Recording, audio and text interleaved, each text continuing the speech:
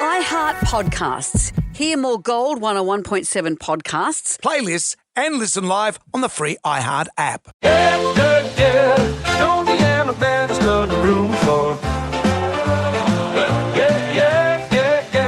It's Jonesy Amanda's got the room for. On the cutting room floor today. Australia has a lot to be proud of in terms of our inventions. And it's not all football, meat pies, kangaroos and Holden cars. We should be singing songs about our actual inventions. Do you want me to take you through a list of our Aussie ingenuity inventions? Rightio. This is fun. This is the top 10. Yep. Someone's collated this. Let's see what we've got. Well, I start at number 10. I think that would make sense. Number 10 Downing Street. Well, if you go from number 1, then everyone goes, who cares? Well, some of the other ones are more interesting. Number 10 is the goon bag. Respect. I think also, is the wine cooler in Australia? I think if you go to the Powerhouse Museum, you might see that on display. Yeah, the decor wine cooler. You also might see it over my arm sometime. What a great thing. Number 9. Yep. The dual flush toilet. Oh, bravo. I remember once interviewing Tom Burlinson, who had been, he was a boyfriend of Nicole Kidman's years and years ago, sort of in the very early BMX Bandit years. Cool and Gatta Gold era. All that kind of thing. And he'd been over visiting Nicole and Tom in those days. And I remember asking him if they had a dual flush toilet. I always go for the big questions. Right. Well, over in America. Yeah. Well, they don't have dual flush in America. Well, that's probably, I thought, how posh is the house doesn't have dual flush. I like the fact that you can do something in the dunny and think, okay, that's going to need a bit more. So it gives you an opportunity. That's what you like about it. That's what I like about it, because it gives you an option. You go, okay, well, clearly, that's going to need the big bar, because they've got the little bar. And this is the other thing with the dual flush toilet, which I find odd.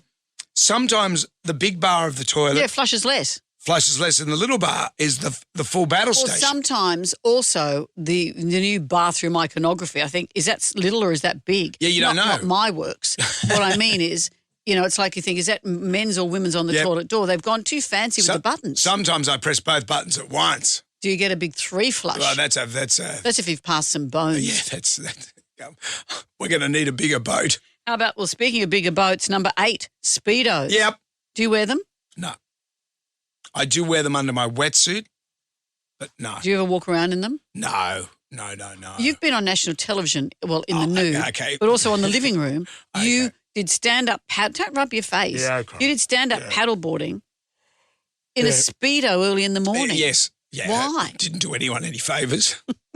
Number 7, polymer banknotes. Our notes are the most... I thought I was a stripper. I'm polymer banknotes. Our notes are the most hard to counterfeit banknotes in the world. Yeah. So right on us. Right in on America, us. all their notes look the same. A $1 bill looks exactly the same as a $5,000 bill. There's no different colours. No. And they say, look at these colours when you come in and go, well, how can you tell the difference with yours? They just go, can we get some Benjamins? Benjamin Button. Benjamin Franklin. That's what they call them, Benjamins. Why? They're not all Benjamins. No, because Benjamin's on all of them. Is he? Yeah. But there's other stuff on there, but Benjamin's larger. So how can you tell if he's on all of them? You just have to read the numbers. You got to read the numbers. All right, number 6, the black box flight recorder, Australian invention. Not black, orange, but yes, everyone knows that. Okay, big show off. The pacemaker. Yes. Is Australian. Yeah. That's pretty good, aren't we? We are the clever country. Number 4 was the ultrasound. The ultrasound. Imagine if we hadn't invented the ultrasound, where would current affair be? How could they have stories without the ultrasound? Remember the ultrasound ogre? I do. Pregnant mums' most treasured moment, but they're all fake. Hundreds of women fleeced by Australia's ultrasound ogre. Yeah, she's taken that invention and run with it. I think what she was doing as well, she just had a loop. Of generic ones. So it wasn't even an ultrasound. She just hold a highlighter pen over the pregnant lady's stomach and go, as you can see, your little child there. Yeah, look, it's reading a book. It's got horns and a tail. It's the devil. Number 3 of the top Australian inventions, the cochlear implant. Very, very good. Very impressive. Yep. Number 2 is Google Maps. I did not know that. Neither did I. So when Lara Bingle said, where the bloody hell are you? We could say, well, have a look. Why don't you Google it? Why don't you Google it? Number 1. Here we go. Wi-Fi. Whoa. I know. Whoa us. I think we sort of made it. We adapted it. Yeah, well, I think CSIRO did. They came up with it and there wasn't a patent on it, but we kind of semi-nicked it. But we have such an inept government here, they didn't get behind it. So they get behind other stupid stuff, like appreciate the Sunday. Excuse me, that's my favourite day of the year.